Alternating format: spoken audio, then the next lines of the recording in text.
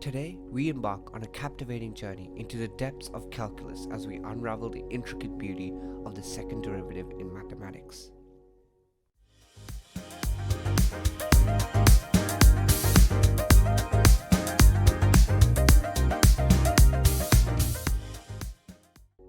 The second derivative holds a remarkable significance.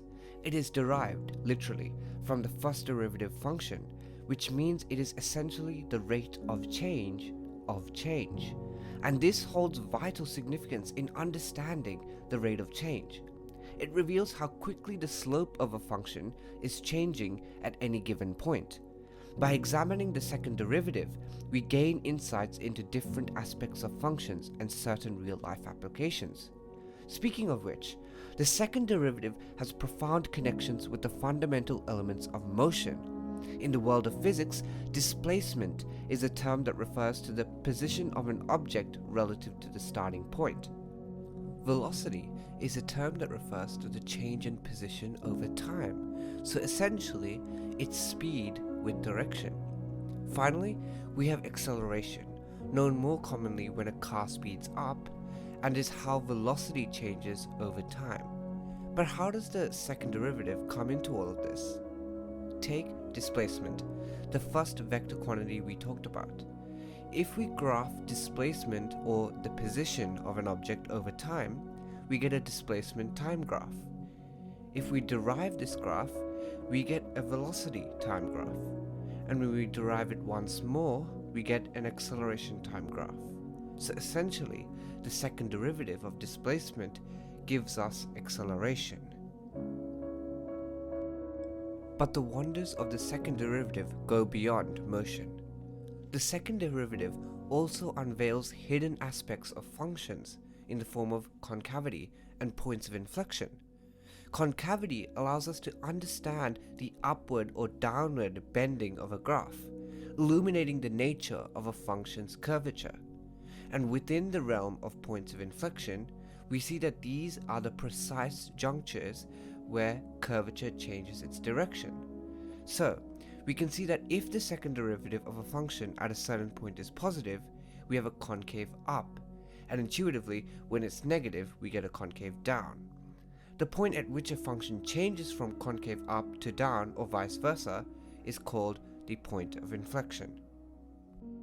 Furthermore, the second derivative also tells us about local maxima and local minima of functions. These mathematical summits and valleys mark the precise points where a function attains its highest or lowest values within a specific interval.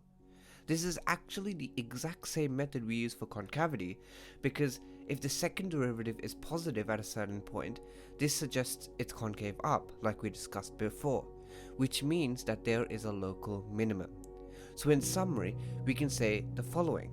When the first derivative equals to 0 and the second derivative equals to 0, we get a stationary point of inflection, or also known as a horizontal point of inflection. When the first derivative does not equal to 0 and the second derivative does equal to 0, we get a non-stationary point of inflection, also known as an oblique point of inflection.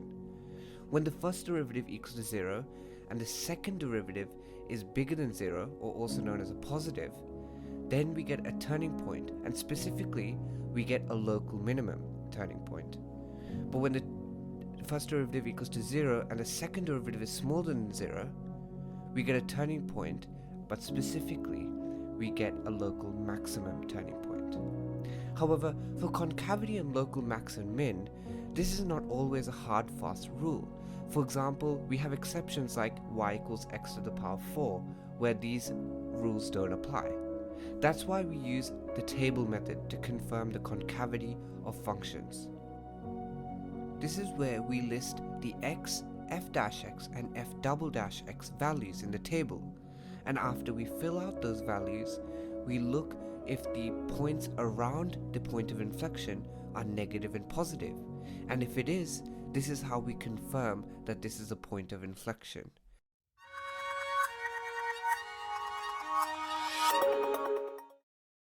So today's simple familiar question is, if f of x equals to 5 root x to the power 5 over 3x, calculate f"5. Now before we calculate f double dash 5, we actually need to calculate f double dash x, which is the second derivative. And before we need to calculate f double dash x, we need to calculate the first derivative, which is f dash x. Now we can approach this question in two ways. We can either rearrange the question completely and combine the x's together and derive that, or we can use the quotient rule and only rearrange the question a little bit. So for me, it's actually easier to combine the x's together and then derive from there. So I'll be going through that first method.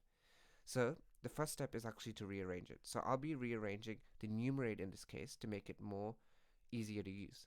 So in this case, it's removing the square root. That'll just be 5x to the power 5 over 2. So the 5 comes obviously from the exponent within the square root, and then the 2 comes from the actual square root itself. So if you had a cube root, you would have 5 over 3. But in this case, it's a square root, so we have 5 over 2. And this will just simply be 3x. Now we need to combine the x's together. So in order to combine the x's, we need to use our knowledge of index laws. Because the bottom will actually be 3x to the power 1, we can actually rewrite this as 5 over 3, x to the 5 over 2, times x to the negative 1. And this negative 1 actually suggests it's a fraction, just like it was before here. So now we can combine all of these together and say 5 over 3, and using our knowledge of index laws, we can combine these indices by adding them together. So essentially it will be times 5 over 2 minus 1. So add minus 1, which will just end up being minus 1. And if we simplify that even more, that'll just be x 3 over 2. So now we've got it in one place. We haven't got a denominator and numerator anymore. So we can actually make this look a bit nicer and then put this together without the multiplication in between. Now we can use this to derive the function. So doing f dash x, we only need to derive this simple function. So deriving that, we just need to put the 3 over 2 at the front. So that'll be 5 over 3 times 3 over 2. And then x to the power of 3 over 2. But remember, that'll be minus 1 to the exponent. So that will end up being, cancelling the 3's here, it'll be 5 over 2 x to the half. So remember, when we derive, we just bring the exponent down and then minus 1 from the exponent. So this is now our simple first derivative. Now, all we have to do is derive this again to find our second derivative. So, writing f double dash x, we just have to do the same thing we did above. So, bring the half down. So 5 over 2 times half times x, and then half minus 1. So that brings us to 5 over 4 times x to the negative half. So we can simplify this even further by putting 5 over 4 times root x to the negative 1. And then now simplifying again the root negative 1, we can go 4 root x. And that is our second derivative. But remember, this is not our answer because the question asked for f double dash 5. So this is f double dash x. So if we calculate f double dash 5, all we have to do is just sub in 5 in our x's. So that'll be 5 over 4 root 5. Now, we should probably rationalize this to make this even more simpler.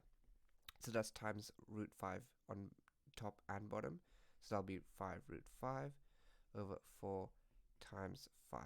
And then we can cancel these 5's out, which will become root 5 over 4. And that is our rationalized and simplified answer to this simple, familiar question.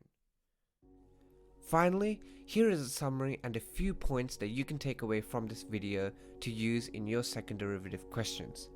Number 1. Pay attention to the sign of the second derivative. This indicates that the function is concave up or concave down. Number 2. Looking for points of inflection. So remember, points of inflection occur when the concavity of the function changes. Number 3. Utilize the second derivative test. The second derivative test is a powerful tool when finding local maxima and minima. Number 4. Combine the first and second derivatives. You can combine the first and second derivatives to sketch the graph of a function accurately. And number 5, apply the second derivative to optimization problems. The second derivative is valuable for solving optimization problems across various fields. That's it for today's exploration of the second derivative in mathematics. We hope you found this journey insightful and that it deepened your understanding of the intricate relationship between acceleration, velocity, displacement, as well as concavity, points of inflection, and local maxima and minima. Stay tuned for our next videos where we'll continue to delve into fascinating mathematical concepts and their real-world applications. Remember, keep questioning, keep exploring, and keep fueling your thirst for knowledge.